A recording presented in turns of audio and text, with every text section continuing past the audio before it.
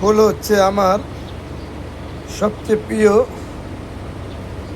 শখের জিনিস। ফুলকে আমি অনেক ভালোবাসি। অনেক আগে থেকে আমি ফুলের মায়া পড়ে গেছি।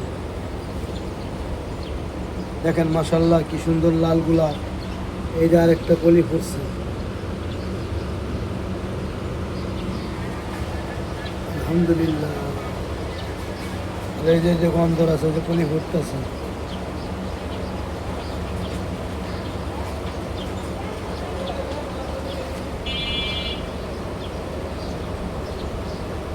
ফুলের গন্ধে এখানে ভ্রমর আসে।